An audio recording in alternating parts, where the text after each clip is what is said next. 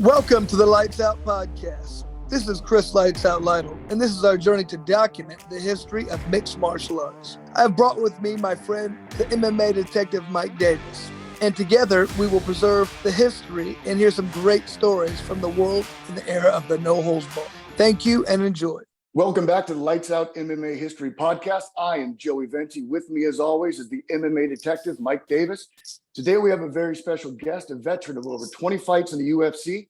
Drew Dober's UFC longevity is incredible, but this interview will focus on his road to the UFC. Because of that, we have a man with us who was instrumental in Drew's rise to the regional scene.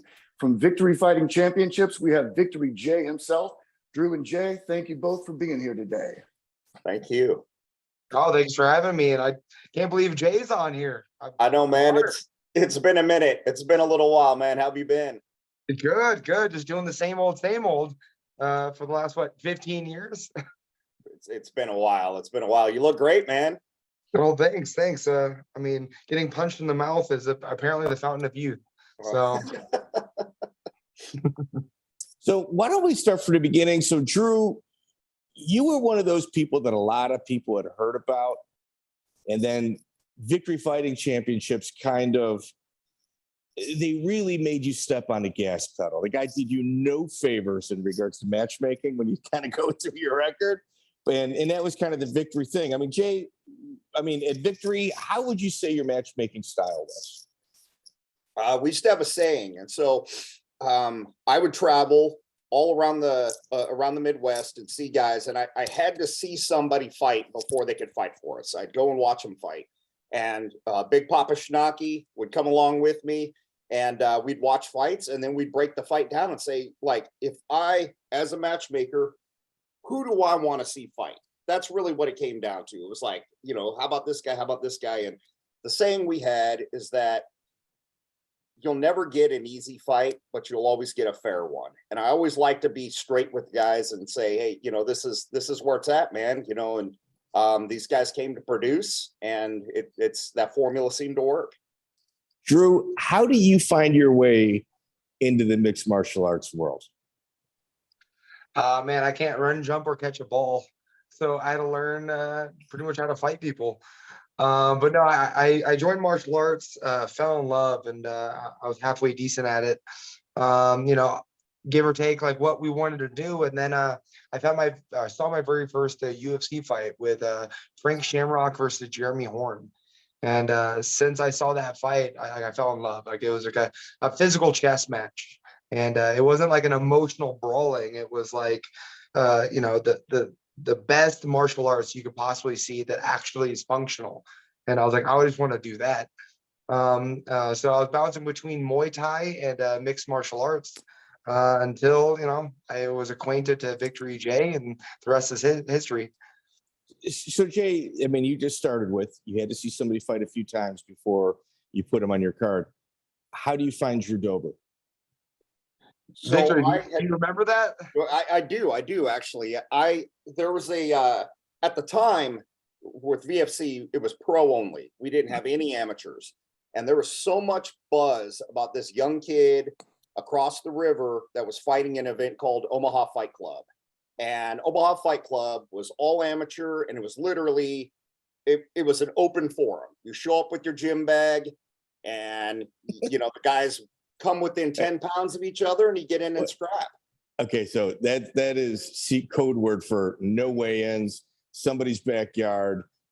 If you're looking for insurance, you better go somewhere else. Drew is close.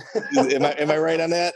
That's pretty close. So I kept hearing about this kid, and so I would go there on a Friday night, and there would be 30 fights.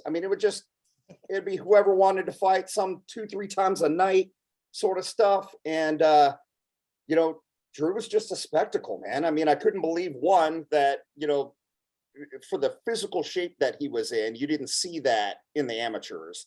And then two, his skill level was just amazing. And I remember the first time I went, he was reffing that night as well as fighting. And it was just apparent. It was like, okay, we got to figure it out. So I think that he may have been one of the very first amateur undercards we had leading, and it just kind of took off from there, man. I mean, he had just as loud of a crowd reaction as any of the pros did, so it was amazing. So, Drew, how would you describe the independent grind prior to VFC? It's staying active and staying like often. For me, it was like my amateur career was, let's see how many times we can fight in a possible year. And I think, I was able to get 20 plus fights within a 2-year time frame, which nowadays, everyone needs this fight camp, 8 weeks preparation. And man, the way we grew up, it was, you just show up and fought. Like, I mean, there wasn't really a whole lot of preparation. You didn't know who you were going to fight. You didn't know when you were going to fight. You just showed up and got it done. And man, that was just the beautiful thing about being raised in Nebraska. It's, we learned to adapt and overcome. We didn't have like, so much thought behind fighting. You just went in there and did it. And man, I just got to say, like, I grew up watching like the Victory Fighting Championships, and that was kind of like where I wanted to go. And so in these unsanctioned bar fights, I mean, I was 17 years old fighting like grown adults.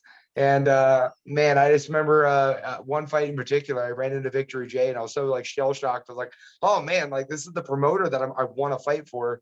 And I don't know if he remembers, but I walked up to him and I was like, hey, I'm fighting tonight. Make sure you watch, because I'm going to be fighting on your undercard soon. That's pretty cool. That's pretty cool.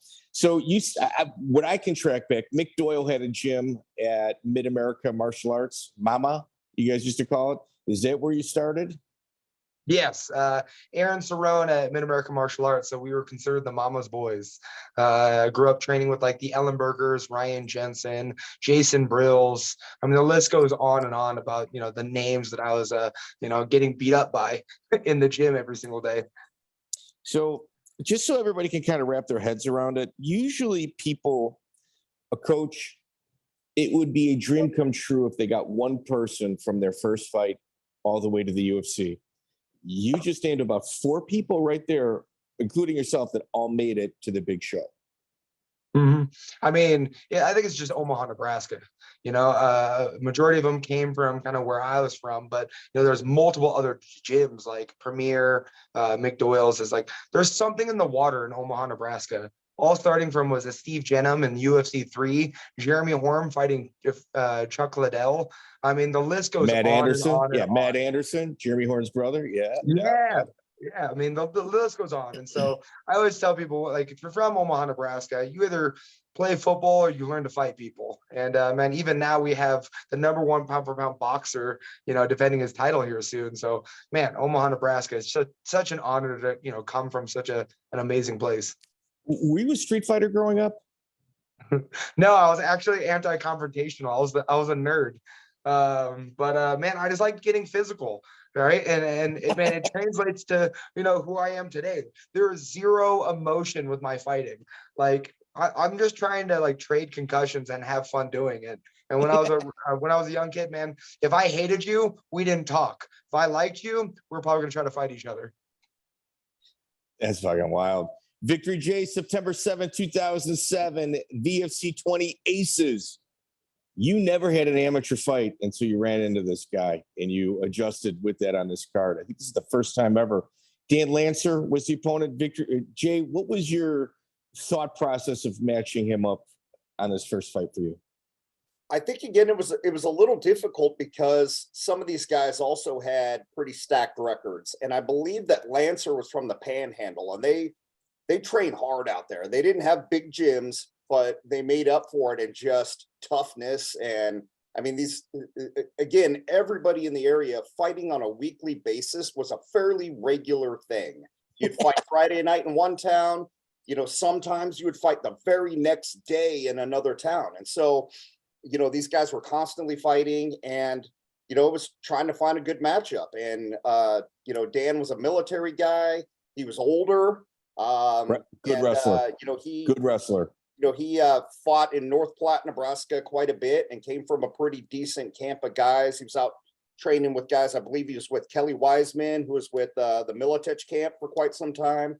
And so he's very reputable. And man, it was definitely a tough first fight to put against it. I mean, it's a tough fight for anybody. But for the first fight, let's see what happens. Yeah, Drew, going into that, what were your thoughts? Was it kind of same old thing, or were you just kind of settling into this lifestyle? Man, I barely even had a thought about Dan Lancer. I was finally fighting in the Victory Fighting Championship, which is something that like I dreamed about. So I was like, Yeah. man, he's got 2 arms, 2 legs. He's probably gonna try to kill me. But man, I get to do the one thing that I've been questing to do on a local stage, which is the fight for the VFC. And man, I was all gung ho, like 18 years old, couldn't be any happier, getting to do the thing that I love in front of like a larger audience.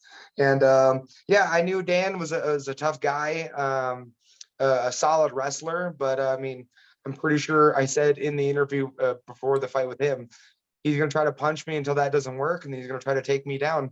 So all opponents are very similar, but now I get to fight for the VFC. Yeah, it was pretty cool. Dan was a high-end wrestler, high-end high school wrestler. You knock him out. It was kind of one of those wrestler versus striker things. And you roll into VFC 21, you knock out Jesse Wolf. And then right around this time, I think your manager, Ryan Stoddard, and Victory J did an all call for amateurs all over the country because they believed they had the #1 prospect, amateur prospect in the entire country. Do you remember, Drew, who they tried to set you up with?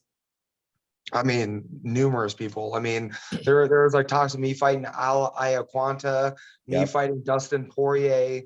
I mean, when we put that call out to try to fight the best amateur in the country, I mean, I still recognize the names that came across. Yeah, I get a lot of like heat or from that time of like, why didn't you just turn pro? But people forget that I was also competing in Muay Thai. And when you turn professional in MMA, you got to turn professional in Muay Thai. And I wasn't ready to turn professional in Muay Thai yet, but I still wanted to keep staying active. So like we had to stay amateur for a longer period of time. And then with that being said, we had to find the opponents that were going to, really rip my head off. Victory J, what was the idea in regards to this?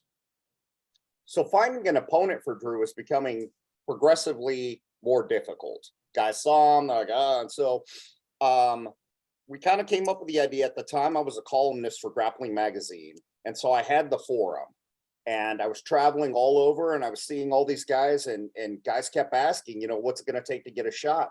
And so it was the open call. I used the magazine as the forum. We put it out on all the internet, and basically it came down to, we'll take any names in North America. Doesn't matter if it's Canada, doesn't matter if it's Mexico, we'll fly you in and see what happens. And Al was the top prospect. We had that lined up for quite some time. Henzo's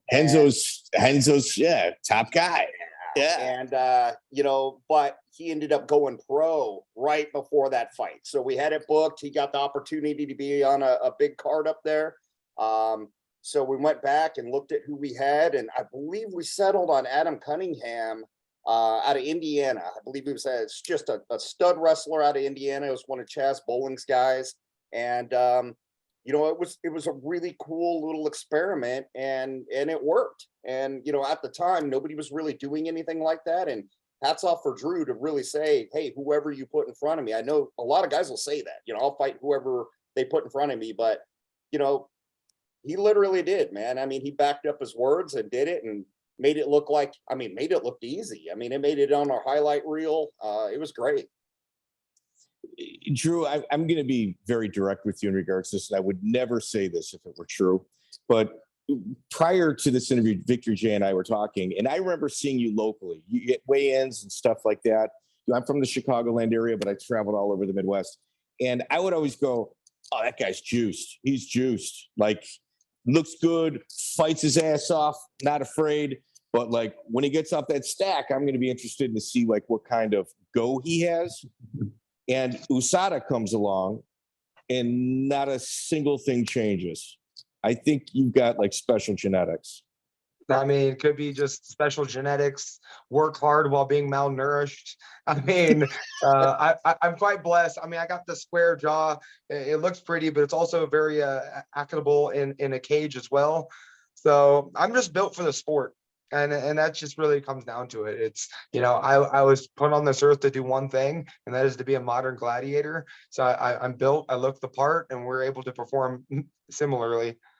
All right. So VFC 23, tri-state champion, which was the rival to the Omaha Fight Club. It was always an argument of what minor league backyard organization. It's kind of like the Juggalos fighting with each other.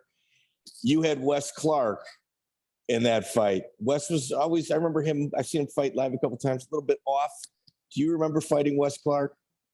I mean, I can't forget fighting Wes Clark. So the thing is, like, I fought him twice, and like this guy is like outrageous. One, did you know we share the same birthday? Like, we were born in the same exact day, right? And we were each other's very first fight. He was my very first amateur fight, like, in my entire career. And then like a year and a half, possibly 2 years later, I'm not quite sure, like, I come in with our rematch 7-0, and he was like 42-1. Like, the dude fought every weekend, multiple times. And man, he was just a spectacle as well, man. He was putting people to sleep. The fans really loved him, like the way he acted. And so, man, that rematch in the VFC was so much fun. All right. So I'm glad you kind of cleared something up. So if you look at his Sherdog picture, it's got a timestamp on it.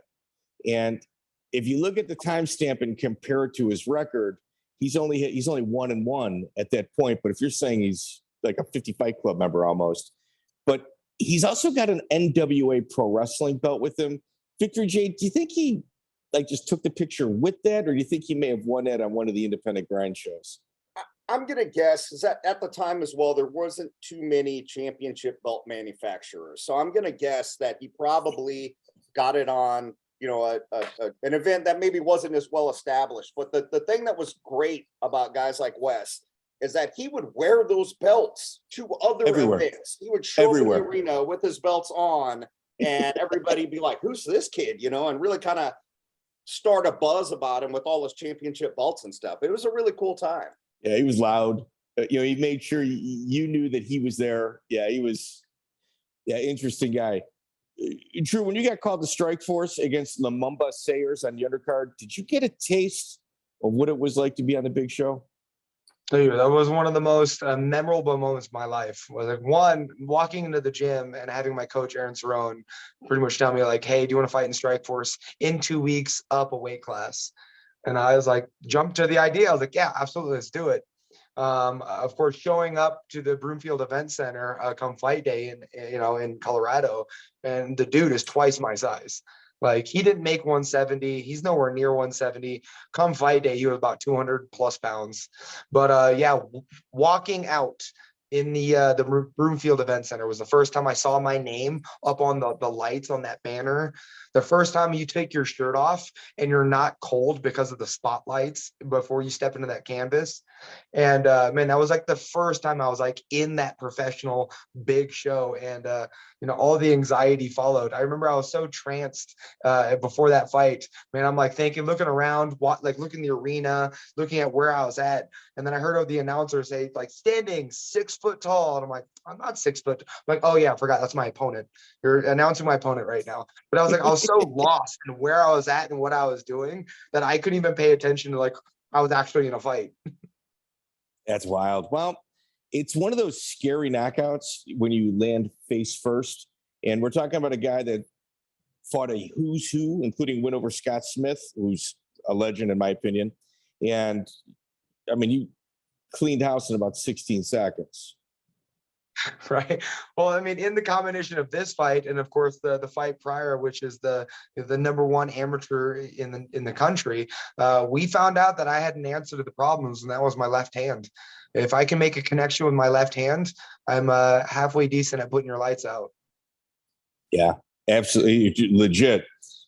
You go on, you beat Adam Cunningham. You had mentioned it earlier, who is an NCAA MAC champion. You're rear naked choke him. So you're a striker, but wrestling is not giving you any problems yet. And then you run into a bad blood match with Jimmy Sepio, who is being referred to as a ground wizard and a prodigy. Yeah, this was like one of the most heated matches that I remember, like coming across the Midwest region. Your take, Drew. Oh yeah. Jimmy Seiple, man, what a character that guy was. And when he started fighting in the OFC, which is like the bar that people tend to fight in, I was getting text messages and like comments of like some guy calling out my name after his fight, which was, I thought it was outrageous. Like, we're all just fighting in a bar, you know, it's not that important. But he kept calling out my name. I want to fight Drew Dober. I want to fight Drew Dober. So finally, I had to see him for myself. So I showed up to one of the events and he was fighting that night. And man, I just remember the moment, like he was like getting ready to fight and he looks at me and he like waves at me and I'm sitting ringside. They start fighting. He pushes that guy up against the fence, looks over his shoulder and like gives me a wink and then throws the guy to the ground and ends up submitting him. I'm like, not only is he fairly decent in fighting, but like that charisma that he carried too. And of course, after he gets his hand raised, called me out once again. So I just knew that it was just a matter of time before we fought each other. Who are you doing jiu-jitsu with at this point? I was working with Edge Chobe and Anthony Carlson, which is a tutelage under Rodrigo Vaghi in St. Louis. Vaghi's got his fingerprints everywhere. I know, right? Yeah, Mike Rogers, that whole St. Louis, Missouri scene. Yeah, Vaghi was something special. Well, you turned pro. What was you had mentioned that you had some issues before you turned pro in regards to Muay Thai. At this point, whatever issues you had, you kind of jumped that hurdle. What mentally made you understand that you were ready? I think it was just we put a series of Aaron Cerrone from Mid-American Martial Arts. His goal for me as an amateur was he wanted me to lose. He wanted me to get beat up. He wanted somebody to just, rip me apart, and we got to learn how to recover as an amateur. But it just didn't come. We stepped out there, fought at 170, fought at 145, fought at 155, fought undefeated guys, and we're coming back with the win. So it was more so the challenge that intrigued me, right? I don't really care about the round times, the getting paid. It was more so like I was just ready for a bigger and better challenge. And so we decided to turn pro. And then Victory J and I had such a hard time finding opponents. Well, all right, Drew, when I do my research, I call everybody. And I'm like, okay, fuck it, dude. We're going to get, and I'm not saying I gotcha. We're not doing any of that. But I always kind of like to know the foundation of which the house is built on to kind of work the interview. There is absolutely nothing in your background. Zero. How do you maintain such a clean image? I just live how I want to live. I don't know if I'm going to answer this question. I think it was like when I was very young, like when I was like 5 years old, watching Bloodsport, Jean-Claude Van Damme, and you're like a little kid and you just imagine like these superheroes and these heroes and what they should be. And so I just had it in my head that I just wanted to be a superhero. And, you got to make those tough decisions on how to like carry yourself with integrity and honor and respect. And I made a decision at such an early age that no matter how hard it's going to get, this is how I'm going to live my life. And now I'm in a beautiful position where I'm on the highest stage in the world, and I had every chance to be an asshole, but no, I decided to live with integrity and respect, and I love showcasing that in one of the biggest stages in the world. It's real easy to say something like that. It's another thing to do it day after day after day, and that's not easy. Like even some of the most disciplined of athletes have a bad day. Any bad day you've had, it hasn't made the news. Well, I appreciate it, man. I always tell people, like, everyone wants to try to be a gangster, want to be hard, they want to be a boss. But I think the hardest thing to do is live with respect to other people. It's the hardest thing to do. Acknowledgement of another person, like it takes a lot out of you. So, man, if you want to be a badass, respect other people. Let's talk about the Ellenberger brothers. What was your introduction to them? When did you know that they were special? I mean, I have scars from Jake Ellenberger. Was my introduction. No, he was fighting. If I remember correctly, I can't remember the opponent's name, but he was fighting for the welterweight title in the VFC, and so he's getting ready to fight a wrestler. And Yeah, and so I was pretty much the guinea pig, the fodder for him to use to train for this fight. And lo and behold, I was supposed to be a wrestler for him, and he was practicing knees. So he gave me a good Harry Potter right down the center from one of those killer knees that he was practicing. And but watching that fight live, I mean, I saw for the first time that people are able to bring what they train in the gym to the fight. And man, he tore this guy up. It was probably one of the bloodiest VFC fights, title fights I've ever seen. But he did it with knees, and his opponent and I have something in common, and that's the scars from Jake Ellenberger. Victor J, do you recall that? I do. I believe that was the Mark Bear fight. Yes. Mark Bear was a Meskwaki Native American, super tough. Him and Neer went toe to toe for quite a rivalry as well. And Drew's absolutely right. That is the bloodiest fight we had. It's the bloodiest fight I've seen to date. You could smell the iron from all the blood that was on the mat. The guys were just slipping in it. I mean, it was absolutely crazy. It ended up coming down to a doctor stoppage, not due to the loss of the blood, but due to the safety of the fighters because of all the blood. And it was just a vinyl canvas. It wasn't, a canvas. It was vinyl. So there's sliding around. It was absolutely nuts. And I know Mark was super pissed that the fight got stopped, but it was the right call. And, after seeing so many fights, you become pretty jaded to blood. Numb to it. That does it. Yeah, that did it. The desensitized just went right out the window when you could smell it and you see it. It's just all over the place. But it made for one hell of a main event. Yeah, the Ellenberger brothers, you're talking about, Jake never wrestled in high school, and he's a college wrestling coach. I mean, it's just in a good, like a respected one. It's not just, man, we got to fill the spot, grab the janitor. They actually sought him out. Your pro debut, Frank Caraballo. Was it Frank? Caraballo? Yes. You had not left the first round up until this time. So, like, one of the big questions, like, I remember, like, talking Drew Dober, it's, all right, he's going to meet a good nail. Like, he's got some hammers, but when he meets that nail, can he go 3 rounds? That's a huge, like, hurdle for a lot of guys. You finally hit the second round with Frank. Mm-hmm. Yeah, I mean, it was we had such a hard time finding an opponent. I think he was kind of like the 5th opponent that we were scheduled to fight, and we went through 4 others. And due to various reasons, they weren't able to make it happen. But we got him, and I think you can ask Victor J, but it wasn't an ideal matchup because he's already had 3 fights in Bellator, and I was making my professional debut.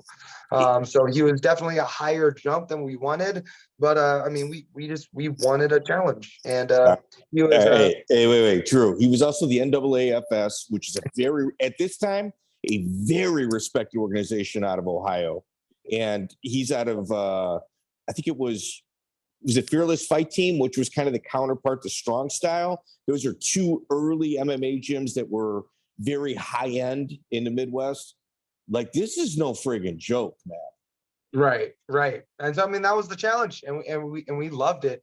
And we put together the plan, and man, he was a strong striker. So we came in to wrestle, and we got in, and like, I think I still have, a scar on my head from that fight where he hit me with a great elbow, and I was just bleeding all over the VFC's canvas. But yeah, we rose the occasion and then out wrestled him, TKO'd him in the second, and we got it done. Yeah. Victory J, did you have any influence on the Fighter Magazine contest to train with Extreme Couture? Because in 2009 of August, this gentleman was the person that was chosen. I had a lot of behind the scenes talks with just a ton of people. Like, I would get a call when somebody would ask about, it could be anybody from, coaches, guys trying to set up to, Sean Shelby. We text all the time. He would just say, you'd be like, hey, what do you know about this guy? And we just sit there and just talk shop about the fighters. So, even if it wasn't something that I had a direct, like business attachment with or anything like that. I just love to talk shop. So I'd sit on the phone for, you know, an hour with somebody just talking about, you know, a potential prospect or, you know, matchups or just whatever. So, you know, it could have happened. You know, I don't recall directly, but we had conversations like that all the time. Drew, what was your experience? Well, first of all, how did you win the contest? I mean, we just put our video in, and man, people seem to pay attention. I just threw it up on social media that I was doing it. We got the most votes, and luckily enough, and I also think it was because like I was out of all the contestants, I was probably the most ideal one. So I mean, they might have fudged some numbers, but yeah, we got the most votes and had the opportunity to train at Extreme Couture. Can you tell us what that experience was like? Because you're a 1-0 pro.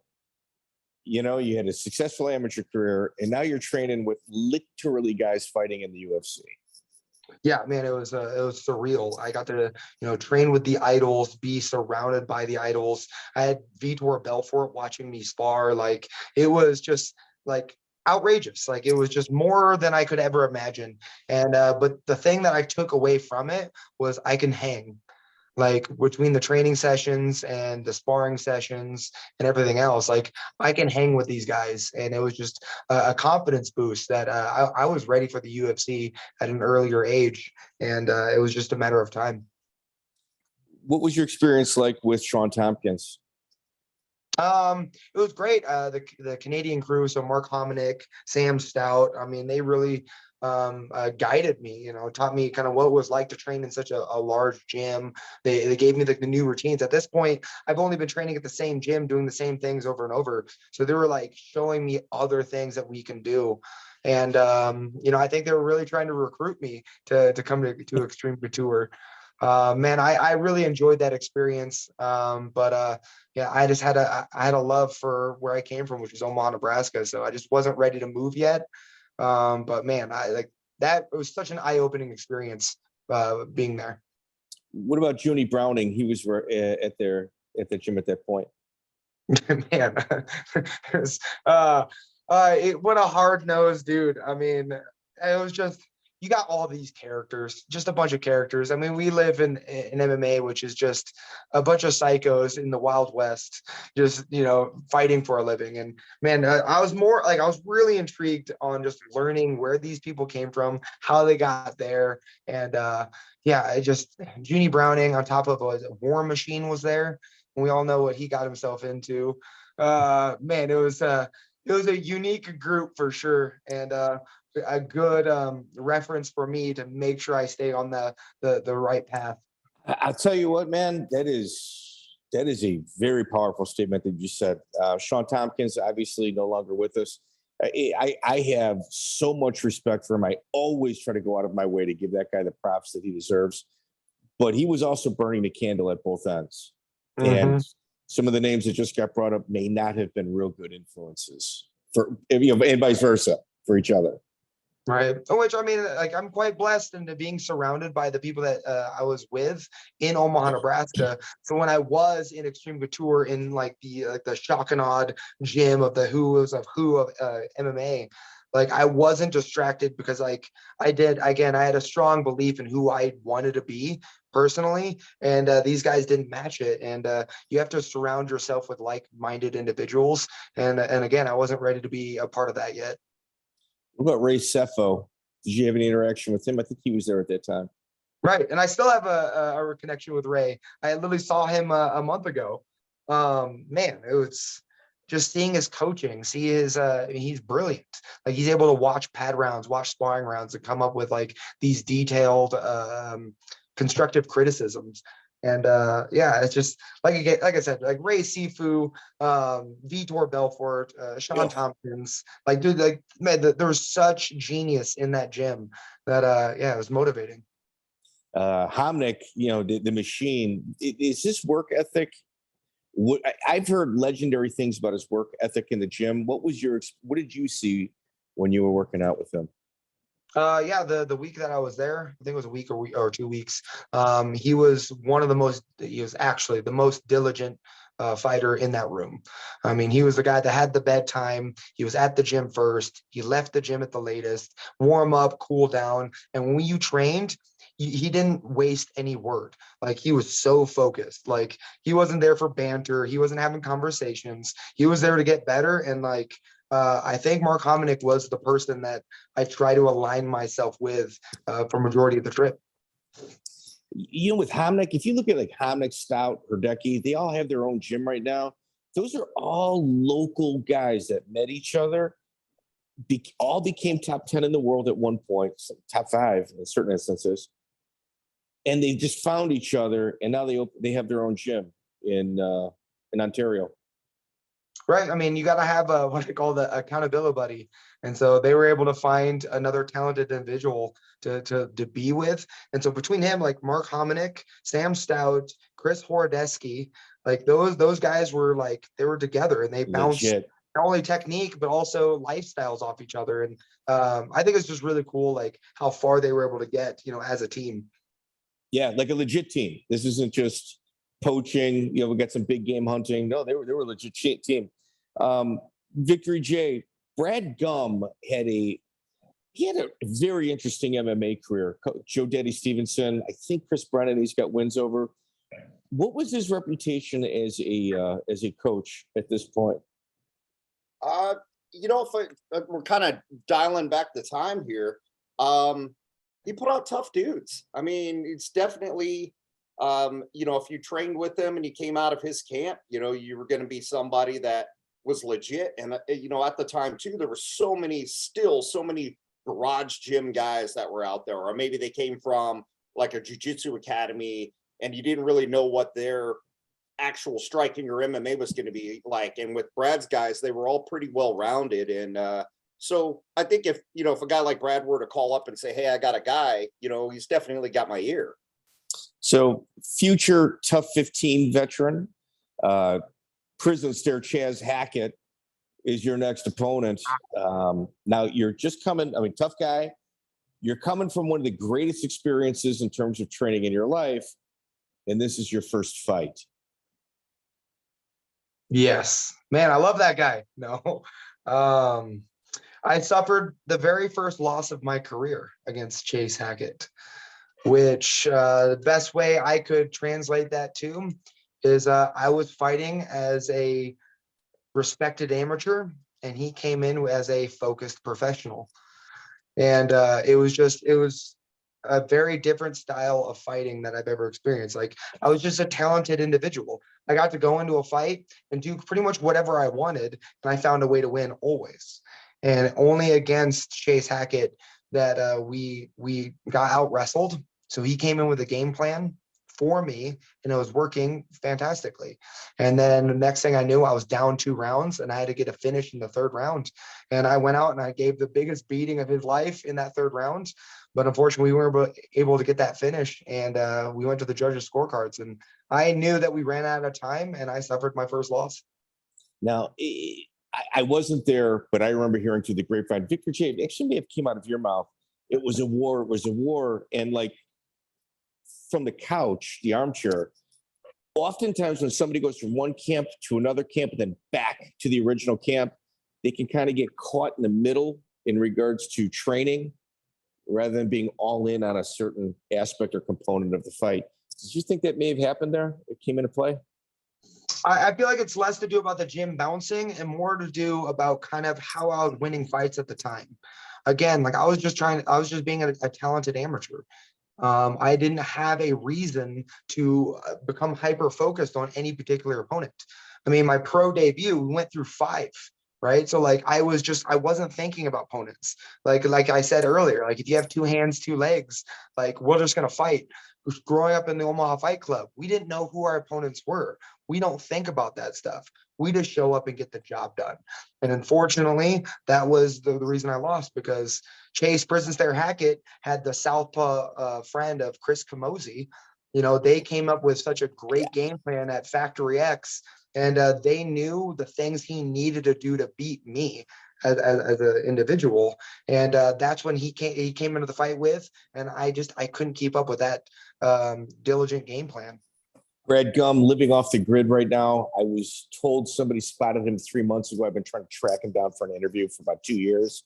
And he said he looks like a Unabomber, and he has the same type of dialogue as well with him. Victory J, what do you attribute? Drew's a nice guy, easy guy. Why was he so hard to match? Midwest is like flush with talent. He's good. I mean, that's it. People would see, and look at his opponents, the guys he's beaten, and it's hard. It's also that particular timeline in his career. A lot of guys were going pro, and at that point, they were being extremely selective about their matchups. They weren't taking, I don't want to say they weren't taking the toughest fights, but anytime that you fight a guy like Drew, there's a very good chance you're going to lose. So a lot of times guys would, not be ready, or it would be in a case where a guy pulls out, a guy decides to, maybe take a higher caliber fight, because at this particular point, the big shows now are poaching these guys, which is the entire purpose of our show, was to provide a stage for the larger events to come in and say, okay, I want this kid. And it was happening. We would match up guys, and all down the line, a week before the fight, they get a call to the UFC. And so now we got to quickly find somebody. And when you're fighting guys at that level that Drew is, it happened. The guys are going to be last minute additions to, a larger card, a televised card, a pay-per-view card. And it makes it extremely difficult. Right. But it makes it a lot easier when you got a guy who's going to fight anybody. All right. So that's incredible. Like, if the UFC's poaching your opponents, Drew, was there any communication with you? You know what? You don't have enough fights. You're just willing to fight guys with a ton of fights. Oh, you're in a tricky position at this point in your career. Yeah, we're always trying to fight up, but I was just a high risk, low reward type of person, right? People are gonna have to take a chance on me, right? And when you come in with a left hand and a chin, you're gonna go to war every single time. And not a lot of people were willing to engage in such a high risk for just another notch on the record. Joe Doherty's on a card. He was 9-3. He had like about a 90% finish rate. I loved watching that guy fight regionally. Do you remember him, Drew? I trained with the dude. Like, he trained as fantastic as he fought, man. What a dirty, gringy type of fighter, man. I loved it every moment he fought. Victor J, he was a regular on your cards as well. Yes, yeah. Joe's great. I actually work with him still to this day. He's a referee for the Nebraska Athletic Commission. One of the best we have. He does the BKFCs whenever they come into town. He's just a stand-up guy, and having that experience as a professional fighter is absolutely priceless when you become an official. Yeah. Are you in Colorado now, Drew? I am. I moved out here, I think 10, going on 11 years now. How do you like the change in environment? Luckily enough, I found a place that wasn't an extreme change in environment. We made the decision to move out of Nebraska. I was like, feel like the last professional fighter to get out. We were looking at Florida, California, New York, and it was just, it's just it's such an extreme move to where Colorado, one of the best MMA spots in the country, but also a very Midwest spot for me. So yeah. I got to kind of not move too far away from home. I will even say that in terms of like MMA meccas, Florida's got some high-end gyms, very spread out. Albuquerque's got one gym. There's nothing like Colorado. You guys have got several high-end gyms, all within driving distances of each other, and all of them expanding. Right. It's just a melting pot. I still tell people, like staff members of the UFC, they're like, so why Denver? And, I tell them, I was like, hey, we have world champions, top 10 fighters in every single gym, high altitude, the Olympic training center. We have like the Nuggets, the Avalanche, the Broncos. Like, this place is for athletics. And man, it was probably one of the best decisions that I've made in my mixed martial arts career. I've never seen that many high-end gyms in one city. It's one thing like here. Florida's a big state, fantastic gyms there, but they're hours apart in certain instances. to where in Denver, you got seven, like that. What was it? Elevation is about the size of like a Walmart right now. It's huge. Huge. Yeah. If you're trying to get beat up, this is the place for it. I mean, I tell people all the time, Monday through Friday, I'm just getting my ass kicked, right? Like this is just monsters out here. I will even say you got to be careful going to Colorado if you're on the way up, because you're going to wind up a B-side for somebody in the gym, and you've probably got UFC talent. Right. Which, I mean, the reason I chose Team Elevation over, Extreme Couture and all those other gyms was not only do we have the talent and the gyms out here, but we also have a camaraderie out here to where I have a lot of faith in our JV freshman squad, because I mean, they're getting like as much notoriety, like respect and like technique as everyone else. Like, it's not like the Miletich Academy where you're up here and everyone else is just meat, right? Out here, we're all trying to, bring each other up, like coaching staff and fighters as well. So man, if you're going to come into the sport, I think Denver is probably the best place for you. Another thing as well, there's no animosity between coaches. They tend to allow fighters to go from gym to gym, the little tweaks, hand pad holding. I've never seen a community of mixed martial arts like I have Denver. Right. No one's trying to steal fighters from each other. No. We all just try to complement each other. And Team Elevation is probably one of the biggest, advocates of that. Of just, we have so many coaches, so many, fighters, and it's always about the fighters first. What does the fighter need? And it's such a fun thing to watch. Your third professional fight, third professional fight, Brandon Girtz, current teammate of yours as well. One of Justin Gaethje's buddies. You have got a very, very tough road in your first 5 professional fights. Mm-hmm. You only live once. You might as well, get the challenges early. But I think my biggest fault is I just did not know how to wrestle. And I think everyone that watches MMA knows that wrestling is the biggest martial art that you can bring into the cage. And I lacked wrestling. So I try to make it up everywhere else, and it didn't work for long fights. And so Brandon Girtz, even though I destroyed his body, he had the control time, so he won by decision. Girtz, I think current BKFC roster fighter. I've seen him fight a couple times live. Bellator, good run in Bellator out of the Minnesota area. I've seen that guy fight a lot. Nick Nolte, you fight in Bellator 16. He's out of K2L Grindhouse, Kill to Live Grindhouse. That was the kind of age when this was going on. Not an easy opponent. You get your rematch with Jimmy Sefo, second round, ground and pound. And you pick up a roommate around this time, Seth Daniels. Yep. You guys couldn't be more opposite. I know, right?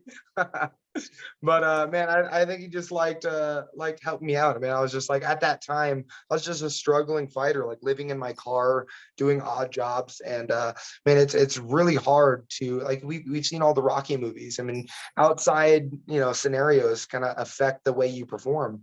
And I was trying to be the best fighter in the world, living out of my car. And Seth, bless his heart, he rose above and just gave me the opportunity to kind of pursue my dreams. Seth currently working for ADCC, doing a lot of the technical stuff for them. I'll see him in September. Kody Frank out of Kansas City. You worked out at Team Quest for this one.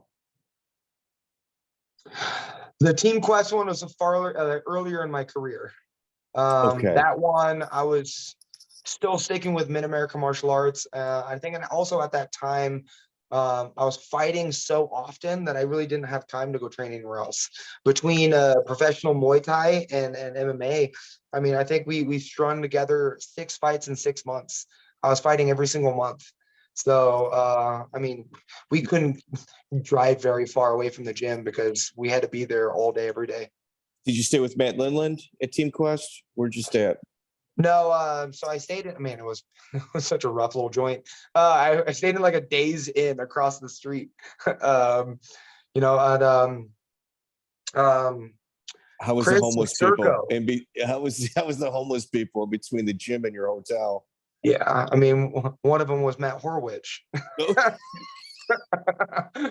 No offense to Matt, but man, that was was again, like that also just motivated me to make sure I stay in my lane because man, those guys were just rough. Ed Herman, and like they would just literally take the chew out of their mouth, throw their mouthpieces in, beat the crap at each other, and they just called it a day. And I was like, oh man, I gotta do a little bit more technique than this. I can't just be sparring every day. But it was a fun experience, but man, those guys were losing brain cells. Were you there when Evan Tanner was there? No, not Evan Tanner. Mine was around the was it the IFL day where they had like the gorilla team gorilla or something like that. So Okay. I was training with Ryan Schultz, Ian, forgot he was kind of like the owl. Ed Herman broke my nose. But put a timestamp on this one. I was 18 years old when I did this. Really? Yeah. Was Robert Fowlis there? No, he was God, where was he? I don't think he made it to Extreme Couture yet. But no, I did not see him there. I probably the most prestigious name that I could drop was Kale Sonnen. So Chael was there. And Robert Fowlis. So everybody at home can kind of understand. He was a coach at the gym, managed a lot of the guys, never had a jiu-jitsu match, never wrestled, never had an MMA bout. And in a room full of Randy Couture, Chael Sonnen, Evan Tanner, Matt Lindland, Dan Henderson, they asked him to be a coach. Like, to get the respect of all, even Chris Lieben, all of them respected Fowlis, having never done anything in terms of athletic accomplishments. So he obviously passed. I got a ton of respect for him. Cody Frank, you win in the second round by KO. Super duper Bobby Cooper. You finally find your cross that finish line on the winning end of a decision. Mm-hmm. Yeah, I mean, at that again, we just went back to our original ways of just finding bites and getting after it. Learning from my losses of just fighting for a decision and focusing on an opponent and like game planning. Right, we're not being a chaos now. We're being diligent on each and every single opponent. But again, the truth of just staying active, staying as busy as possible. You only live once. Scott Morton, training partner of yours. I wouldn't go as far as training partner. I think he just like beat me up.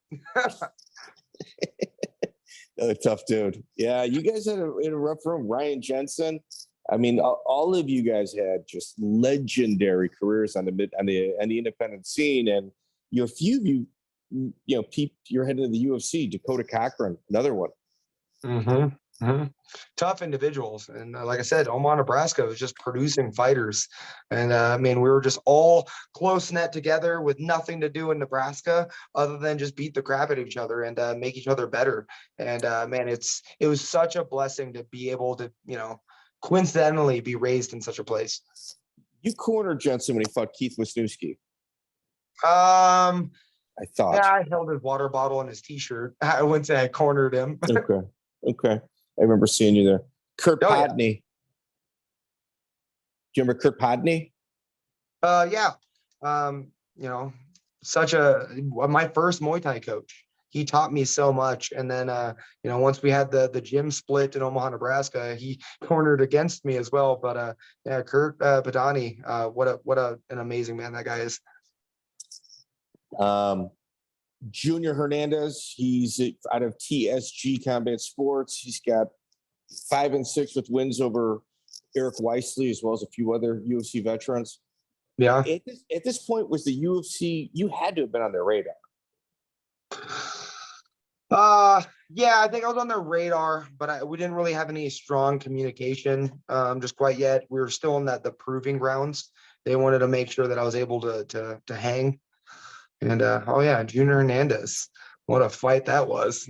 Legendary guy within the Midwest. Victory, Jay, are we talking Militich guy, correct? Correct. I remember seeing Junior fight, and the first time he fought was at a ballpark. It was one of Monty Cox's events, an Extreme Challenge, and it was outdoors. And Pat was just saying, this is the kid you got to see. This was his protege. It was his top student. I believe Pat passed the gym on to him, and he became the head coach at Militech after the fact. And he was just tough. He was cut from the same cloth as guys like Drew. I mean, that's all this dude did was fight. And he was in the gym, and when he wasn't in the gym, he was in the cage or in the ring. And so, you know, he was definitely, and again, you know, if you wanted to make a name in the Midwest, you got to go up against another name in the Midwest. And that's kind of how that came about. Drew, your fight with Jordan Johnson, he was on a 9-fight win streak. He was out of Martial Arts Pride. A lot of people had you as the underdog going into this. Yep. It was just because he was a solid wrestler, and he was able to wrestle his way to victories. Was it 9 times in a row? And I mean, I just showcased kind of, you know, my kryptonite was being put on my back. And so that was just kind of like the challenge. Let's just see if I can, you know, if we've grown enough to defeat such a person. And yeah, so finally fighting him, our wrestling was better, and I felt confident in that. And then we were able to TKO him just because he wasn't able to get what he wanted to accomplish. So I think that fight was kind of like the pinnacle of like, now we game plan, now we can wrestle, now we're a complete mixed martial artist. And yeah, and so that was kind of like the eye opener of like, all right, we filled the holes, and now we're ready to move forward. I thought sometimes people get affected mentally by performances. He was legit, loses to you, loses his next 4 fights, and that's it. I think you broke him. I think, again, I hate to say that if he's listening, but like, I thought that guy had a lot of upside, came in as the favorite, and then he couldn't get his hand raised after that. I mean, recovering from a loss is an attribute in itself. And you see guys up on the highest level of a Cody Garbrandt or Tony Ferguson, right? Like, suffering losses and recovering from losses is an ability in itself, and not a lot of people have it. What's your process? On what happened with, what's my process of coming back from losses? I don't care about outcomes, man. My love of the sport is the 15 minutes I'm in there, and then the end result doesn't really matter, like affect me as much as it does everyone else. So I'm in this for the challenge. I've been trying to challenge myself since I was 16 years old. Like, I'm trying to get beat up in front of millions, so that way I can grow as a better person. Fighting for me is the constant search of self-improvement, and you don't find that in perfection. You find that through failure. And losing a fight to me just gives me an example of the things I need to do differently and need to do better. And it gives me motivation to like what we can do next. And so I think for me, overcoming from losses, overcoming from failure is just the part of life. You had 17, just under 20 fights prior to getting to the UFC, professional fights, plus your amateur career. You've got guys coming into the UFC 4-5-0 that have never been physically punched in the face as a professional. How does that sit with you? I mean, my occasional losses put it to where I couldn't get in the UFC, you know, as 4-0 or 5-0. But man, my experience and the MAC time and cage time that I'm bringing into the UFC was something very different. And once I finally got there, I realized that I had tougher fights on the regional circuit than I did in the UFC. Like, you know, the regional circuit, the VFC, man, those cats were hungry. They were trying to prove themselves, and then they gave you 100%. Some fighters in the UFC, that's all they want to do is make it to the UFC, and they step off the gas a little bit. So, man, going into the UFC with the resume that I had gave me confidence that there's nothing they can do to me. Yeah, Victor J, I got to agree with him on that. Like, your card, I mean, I'm from Chicago. You're like 9 hours driving away. And I remember like looking at your cards at the time and just how stacked they were. You really were doing something special at that time. Like, you really were not affiliated with the gym. You know, most promotions had a gym owner attached to them. You were truly one of the few independent people. Didn't manage anybody. You know, going back to Omaha, it really made it easy. The talent pool was so deep at that time that it really made it easy. I mean, I think we had 22 guys go into the UFC from the VFC. And when you got, I mean, Drew probably had 10 of those guys in his gym alone. So it made it really easy. And the difficult part was trying to find opponents for that deep talent pool. After Jordan Johnson, you get called the Ultimate Fighter. How did you know you made it? I mean, The No, I interview never had the process. feeling that I made it. Through the interview process? Really? What? Through the Yeah, Ultimate I Fighter? mean, There I wasn't a was so certain line? it was outrageous. Let me tell you, it was outrageous.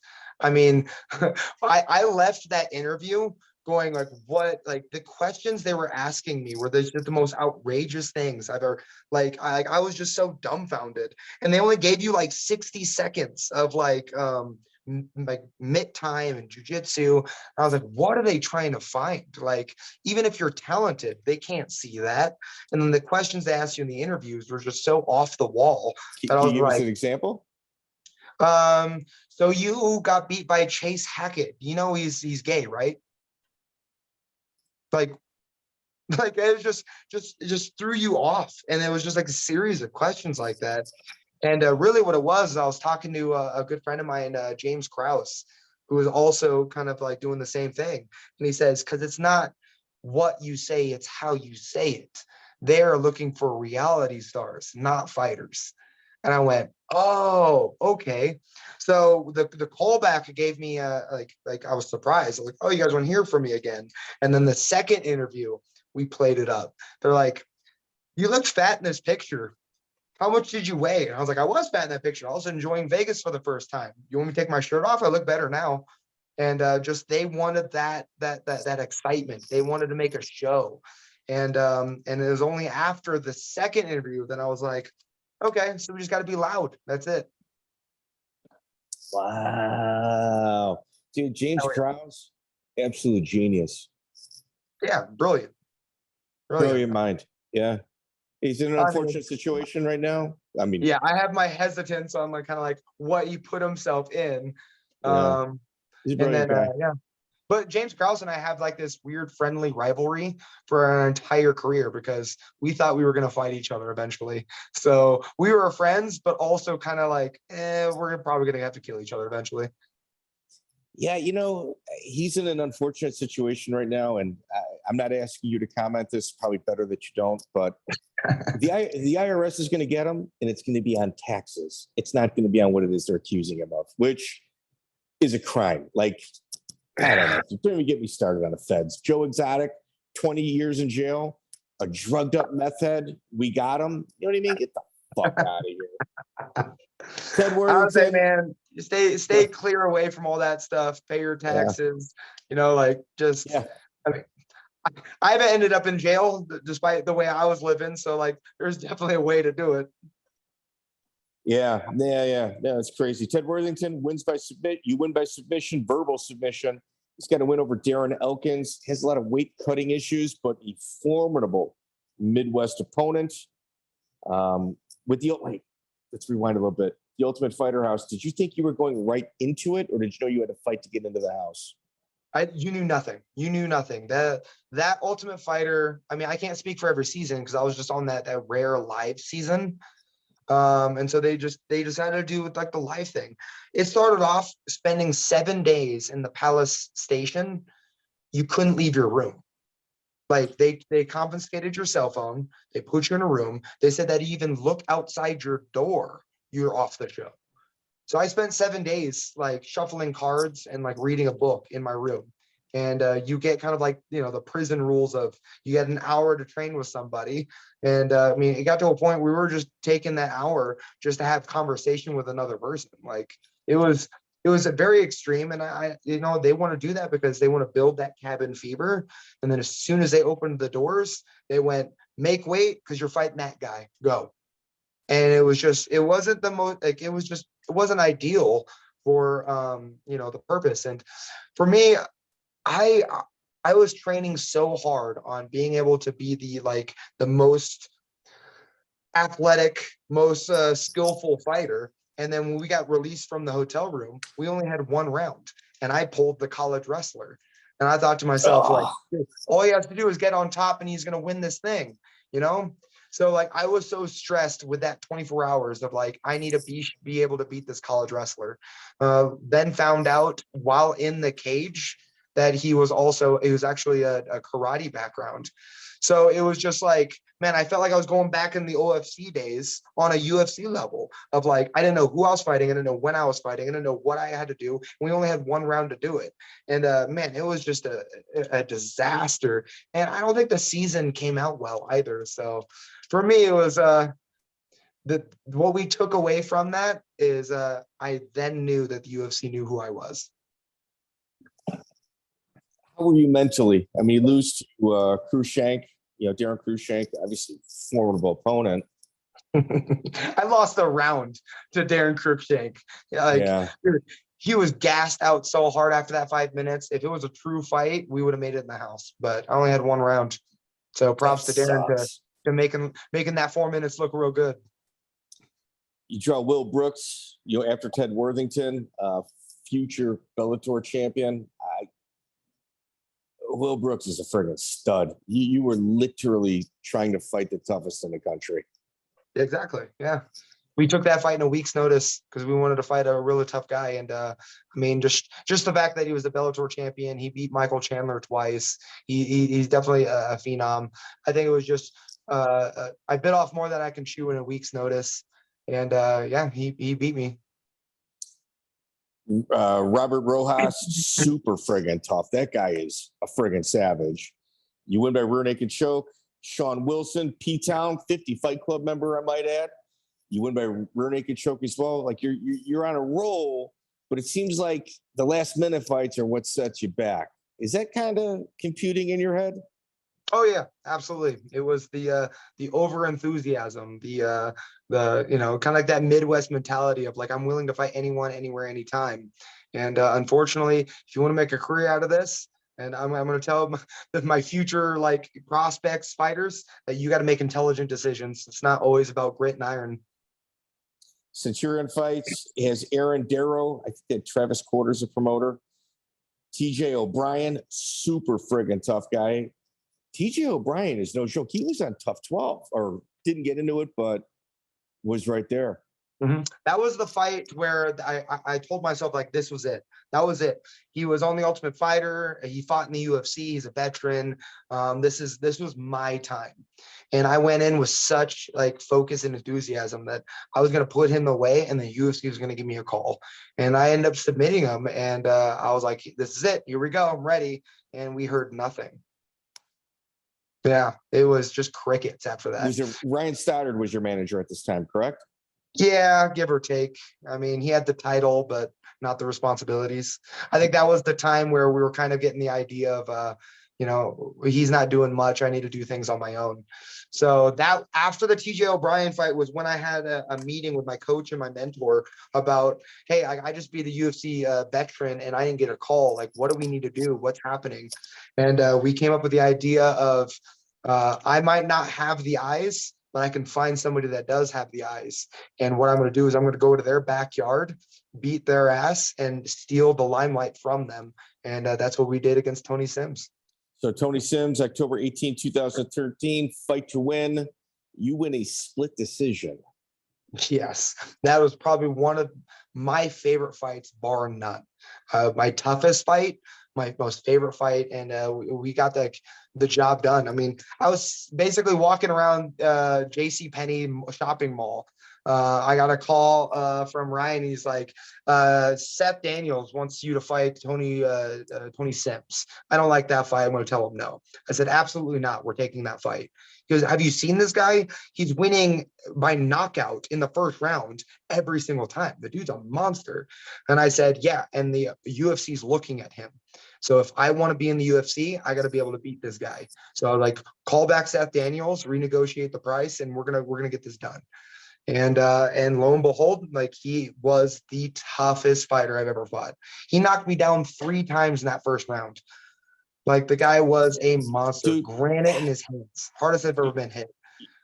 But yeah, he's never been out of the first round. And what we learned with my amateur career is there's something to be said about being into that second, third round for the first time in your career.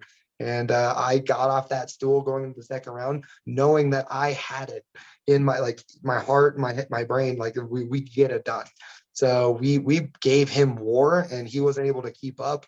and he was doing his best to try to like find a way to win. He couldn't find it, and that's how we won a split decision. Yeah, he not only was he a savage, but like he man, at this time people are like, he's a pretty boy, he's a pretty boy. Drew Dober, when you got dropped 3 times, that was a 10-8 round. Like that was a 10-8 round, and you had to decisively win the next 2, and you didn't bend, you didn't fade, it was like you became who you were supposed to be. Like you finally kind of put everything together.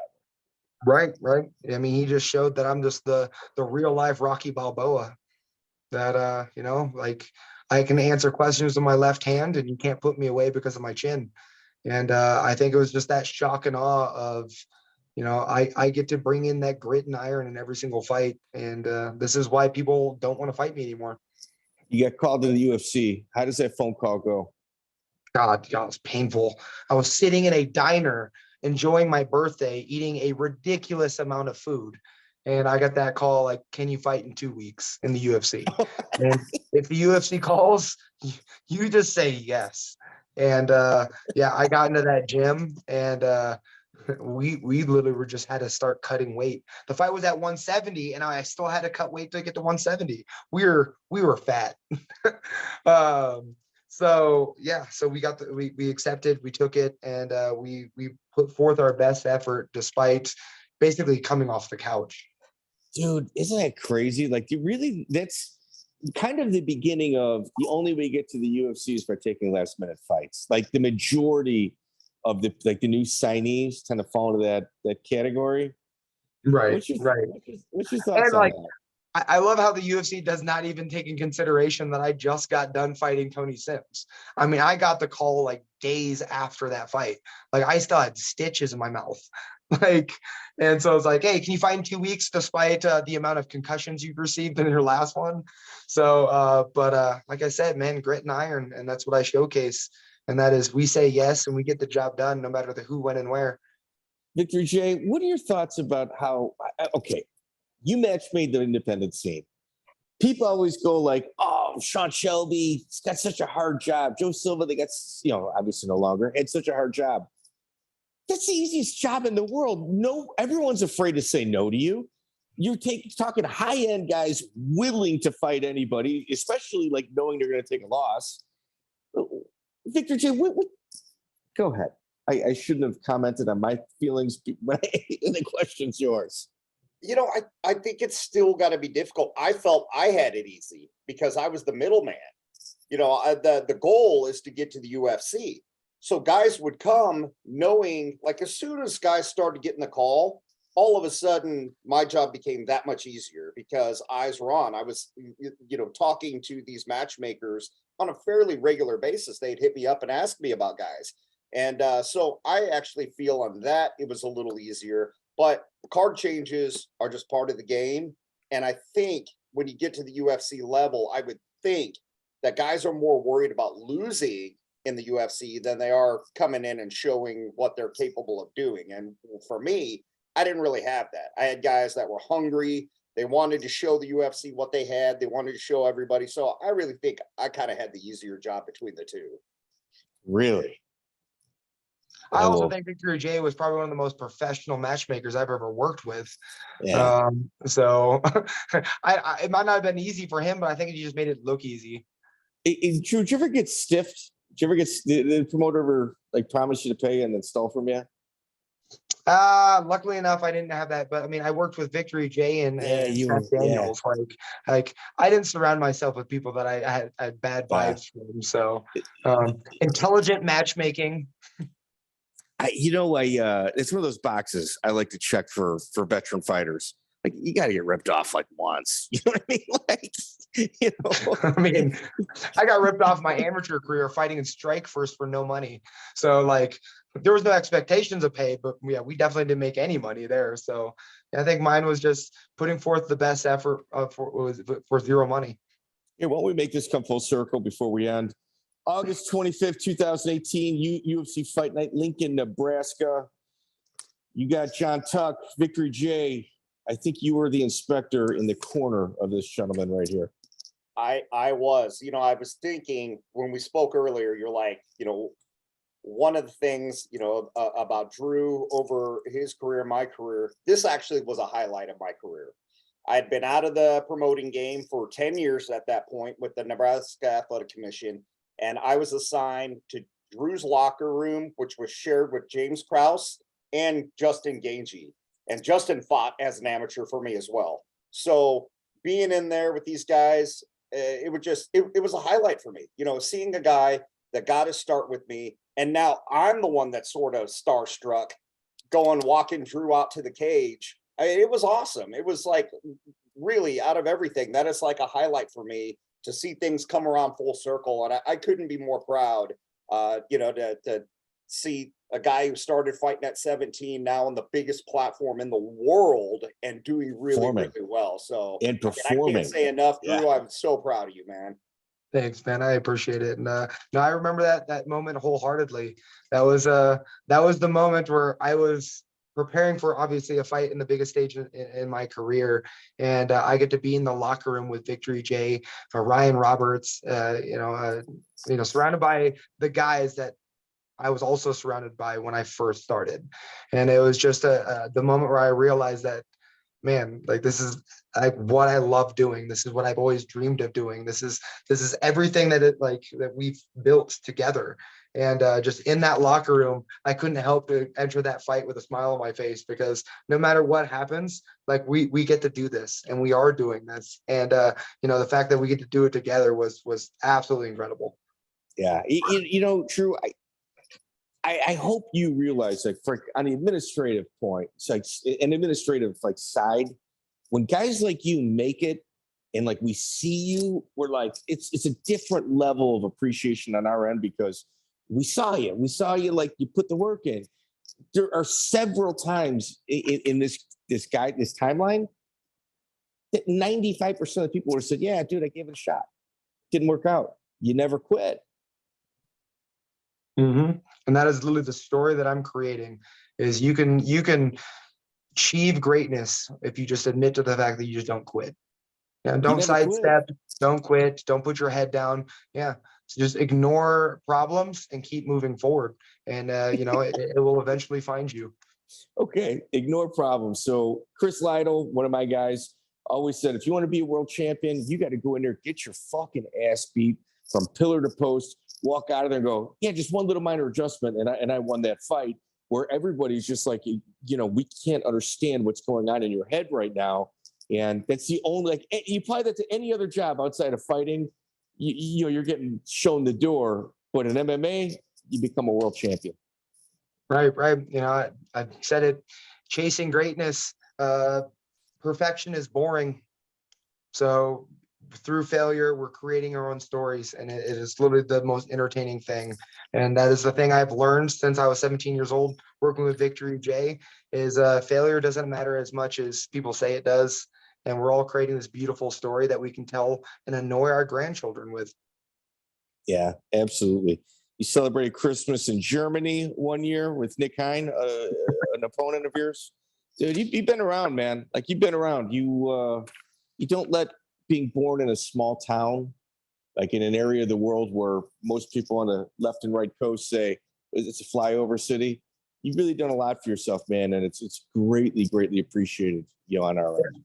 I appreciate it, and I think it was just the fact that I was born in a small town that we're bringing up, kind of like just that Midwest Nebraska mentality, and we're showcasing it, And so, if I was born anywhere else, I don't think we could have handled it. But because I was born in Omaha, Nebraska, we were able to do big things. Excellent, Drew. Thank you so much, Victory J. I'm going to need you to stick around for a little bit, man.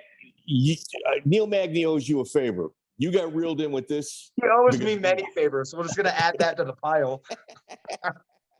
Excellent, Drew. Thanks so much, man. I appreciate it, buddy. Thank you so much. And Victory, it was good seeing you, my friend. Yes, sir. Yes, sir. I'm honored. Yeah. Victory J. All right. So this guy right here, Joey Venti. Joey's a California guy, not really involved with the Midwest scene. Met through the podcast, never met each other in person, but we love tracking just historical moments on the independent grind and, and putting them up for consumption. Victor J, from a distance, let's talk about you. Tap Out was the first clothing line, but you came out with Victory Athletics almost at the exact same time. Am I correct? You're correct. It's actually kind of funny. My first pro fighter in the UFC wearing Victory was Tyrone Roberts, and he fought David Dodd. I think it was like UFC 20 maybe in Cedar Rapids, Iowa. And Tap Out was there, and they were promoting the new UFC Sega Dreamcast game. And Tito was there signing autographs, and Charles came over. He saw that that I was repping another gear, and he was the coolest dude. Brought me over, introduced me to Tito, gave me a signed all this memorabilia and all this cool stuff. And half the guys in the UFC were wearing Tap Out. And I was like, man, there's no way I could go up against this. I had no idea until years later that was their like big moment. That was their make or break moment, was that show. They had investors at that show.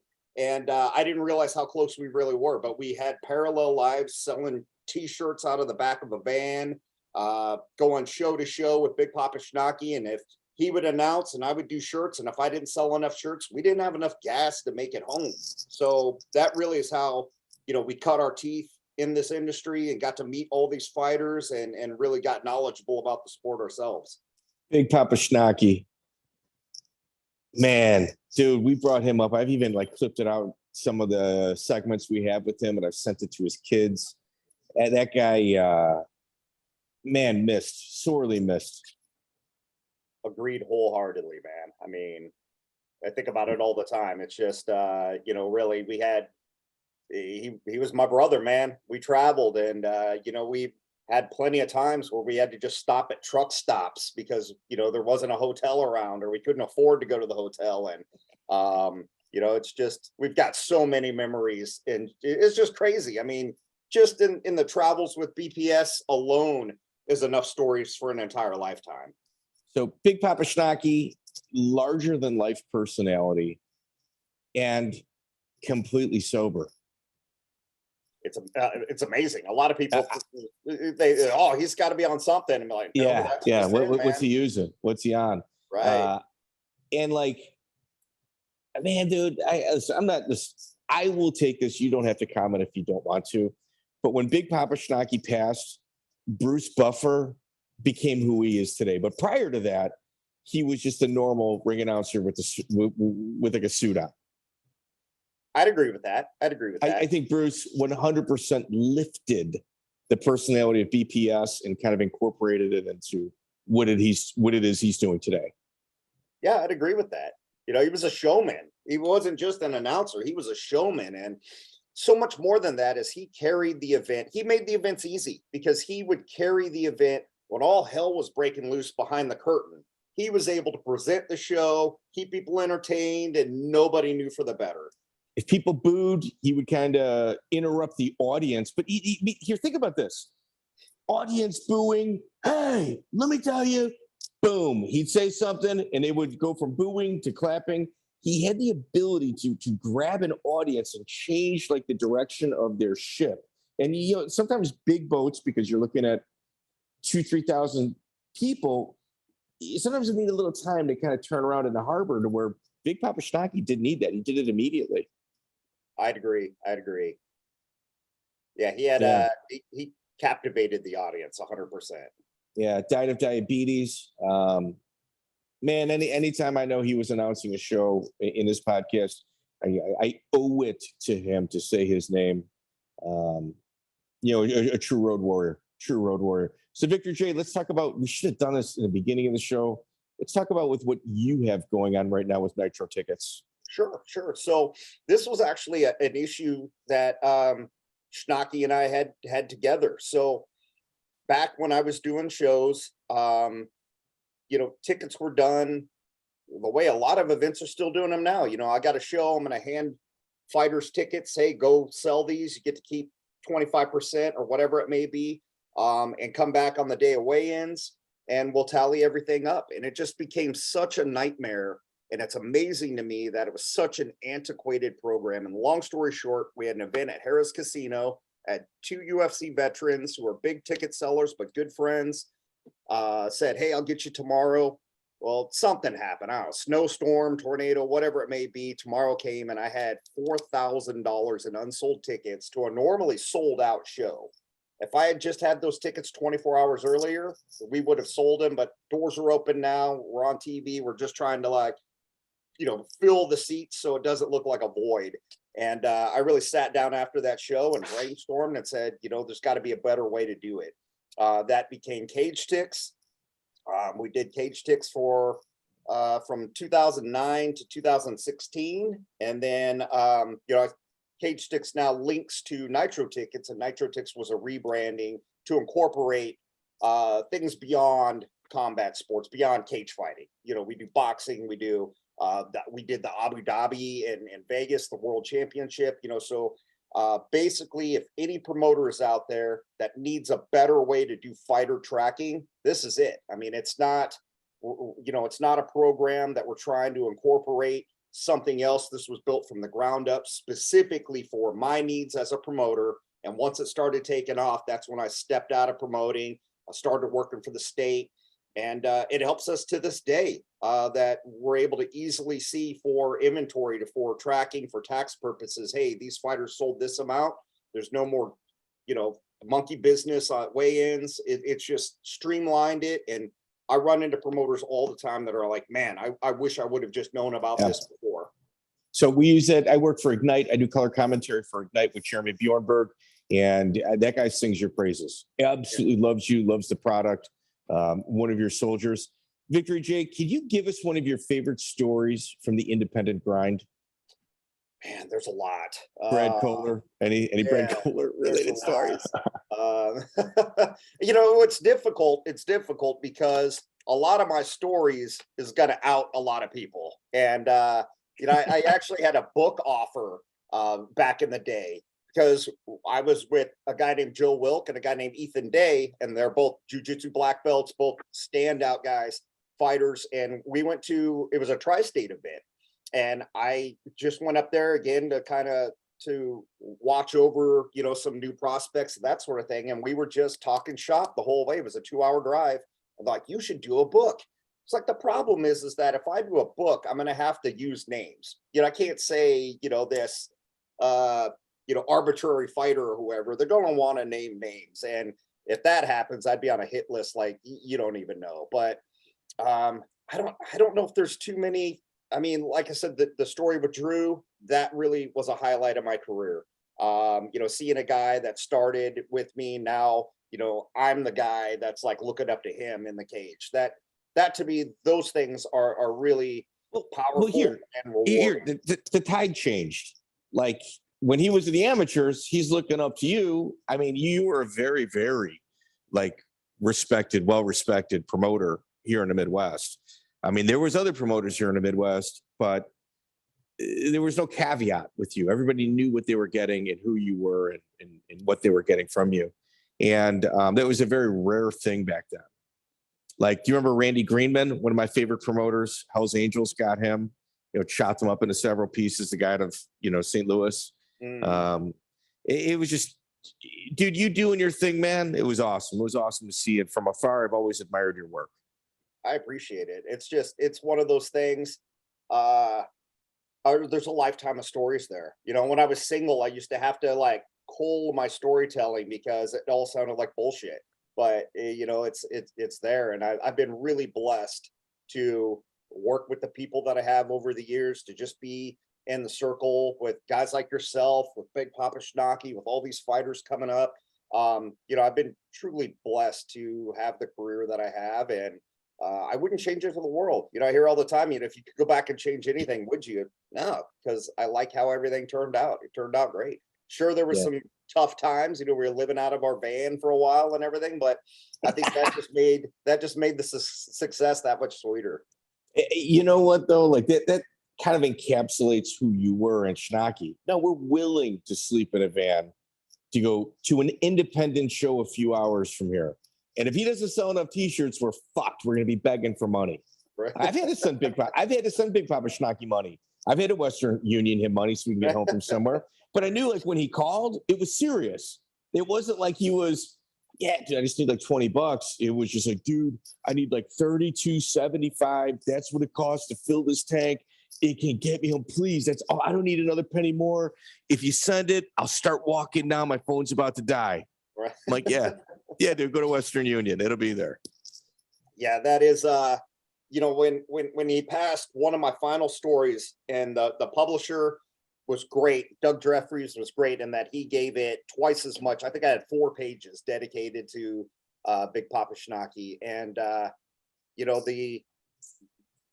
the best quote I think that was in there, where we were chasing our dreams through cornfields, and that really was it, and it was such a great time. I was so blessed for the time that I had with him, and Mike, you knew him really well as well. And the thing that when he passed, everybody was distraught about it, but I thought about this, and there are people who met him one night and it changed their lives. They'll talk about it. It's like,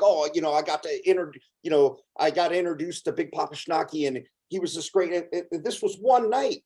We got to spend years with this guy. And so I'm blessed in that these people were just happy for an hour and an introduction and just a conversation. And we got to be with this guy for as long as we did. We really were the ones that were blessed. Yeah. Victory J, like, I work for bare knuckle boxing, and going to these events, I can't tell you how many times I think, man, Schnake'd be all over this shit. Like he was born for it, man. Yeah, it'd be like, this is where he belonged. I mean, Schnake had no business fighting. Did one just to say he did it. You know what I mean? Like he was fucking awesome, man. Yeah. I got a grind day story. He was our announcer. We had what we referred to as the idiot shows. And these were weekly events. This was before the VFC. These were weekly events where you would just show up and you would sign a waiver and you'd fight. It was at a bar on a Wednesday night. And it was boxing, MMA. It was NHB at the time, no holds bar, and submission wrestling. And it didn't matter if a guy had drinks or not. It didn't really, you look at the guy, hey, how much do you weigh? 180? Oh, you weigh 180? Okay, cool. There's no scale. It was just, And Schnake would be on the microphone trying to get people to go, hey, who's up? This guy's looking for a fight. And one guy in particular came in, and they kind of got into it a little bit on the microphone. He said, well, why don't you put your money where your mouth is and get in here and fight? So he said, 2 weeks, I'll be back to fight, or something to that extent. And sure enough, and the guy's name was Tim Baser, who was the promoter of the Omaha Fight Club, shows up, and he spent 2 weeks training while Schnake spent 2 weeks at Burger King. And they got in there and fought. They fought. This was one of his Schnake's unrecorded fights.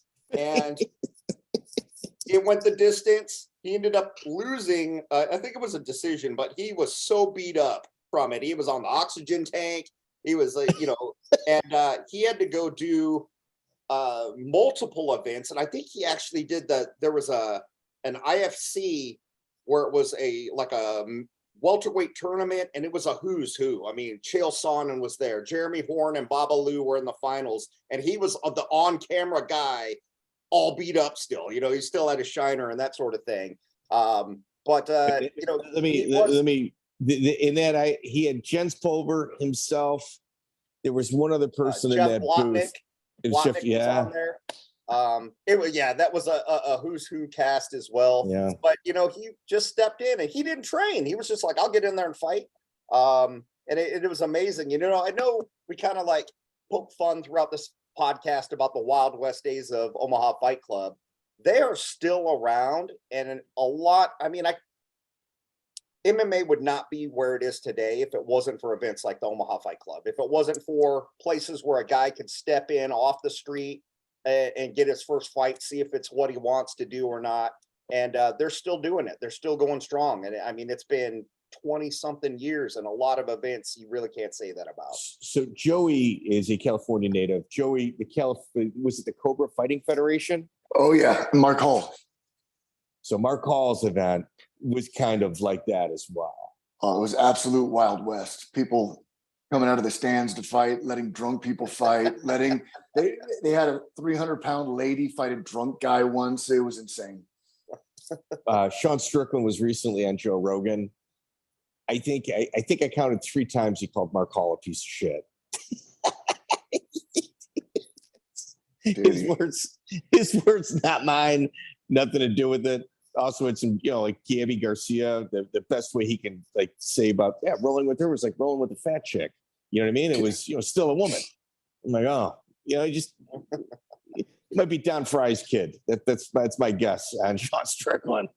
But Victory J, we're gonna wrap this up. I'm gonna tell you, Victory J, in all honesty, next time BKFC's back in Omaha, I promise you, I'm gonna stop by. We're gonna have some lunch, man. Yeah, let's do it, man. I'll be there. I'll be there. For any of your audience that has not tuned into the BKFC, that is, when I went to the first one, I wasn't really sure what to expect. Wait, you went to the first one in Wyoming, or which one? No, the first time that I got to see a live one here in Nebraska, and I was thinking,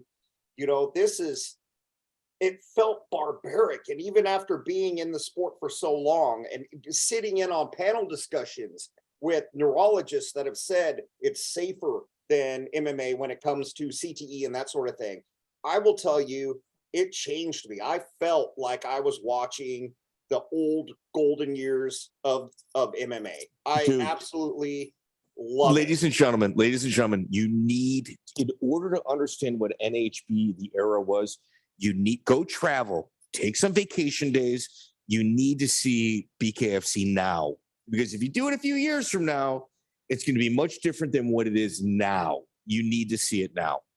Like, this is one of those rare opportunities where you can kind of hit that rewind button and see what it was all about. Victor J, I cannot agree more with you.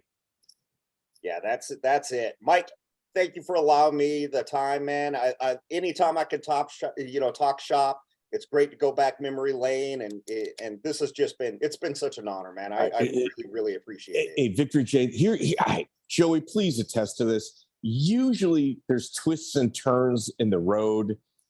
Drew Dober is like a decent human being, like to the core. There was nothing there. Joey, please. Look, I can't say I woke up this morning a fan of Drew Dober, but how can he not love that kid? I'm rooting for him now. He seems like such a positive influence. I see online he either is just about to be a dad or he just became a dad, and I'm sure he's great at that. I'm a huge fan of his now.